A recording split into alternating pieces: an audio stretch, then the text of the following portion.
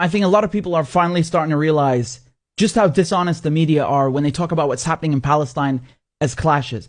If these were videos from Ukraine, if they showed Russian soldiers abusing Ukrainians, it would be front page news. You would have no problem looking at that and calling that violence. But because it's happening to Palestinians, oh, now it's a clash. Oh, it's both sides. Look, man, when you have gangs of uniformed thugs draped in riot gear bursting into a mosque and shooting people with tear gas while they're praying, that's not a clash. That's literally the definition of brutality. And this idea that if Palestinians dare to throw a rock in self-defense at somebody that's tear gassing them, that they're somehow equally to blame. I mean, what is this colonial slave mentality? Like, how dare you defend yourself? Accept your oppression, you Arab terrorist.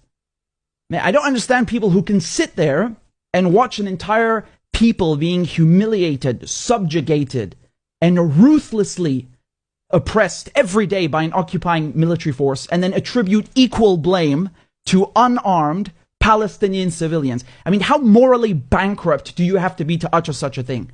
Huh?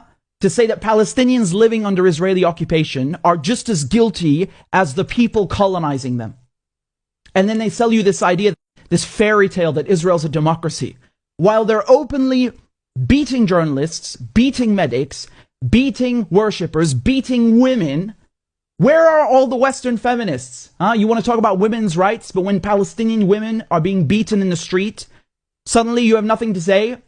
Look at this Israeli thug swiping his baton on this poor Palestinian woman, breaking her arm for no reason. Where are the champions of women's rights? Where is the outrage in the West? I guess it's her fault for not being born Ukrainian. Maybe if she was Ukrainian instead of Palestinian and Muslim, then people would care. Do you know how insulting that is to go into a holy place while people are praying during Ramadan, beat them up, handcuff them, and just throw them around like sacks of meat? I'm not even Muslim, and I am insulted. I'm offended. And I shudder to think what would happen if Palestinians went into a synagogue and started firing tear gas at people while they're praying. The reaction around the world would be nuclear, and rightfully so. So where's the outrage here? Why the double standard? How can the media see images of this, of Palestinians being handcuffed and thrown around in a place of worship, and all they do is make excuses for Israel? You know, that building, the Aqsa Mosque, has been there for over 1,000 years. Look how they smashed the windows and the doors like it's some used car. And this is the second year in a row that the Israelis have done this. And the last time, a war broke out. You know, Palestinians are living 2-3 generations as refugees on their own land. They have no state, they have no equal rights, no armed forces. And meanwhile, the Israelis have nuclear weapons, an air force, billions of dollars being bankrolled by the Americans, and they have the complete political backing of the Western media, and you call that a level playing field.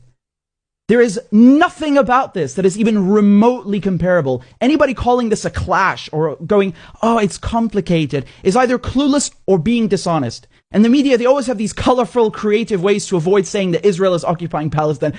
Oh, it's both sides being violent. Oh, there are tensions because it's Easter and Passover and Ramadan coinciding. No. Get one thing straight. There are no tensions between Muslims and Christians and Jews. There are only tensions between colonizers and the colonized. Get that straight.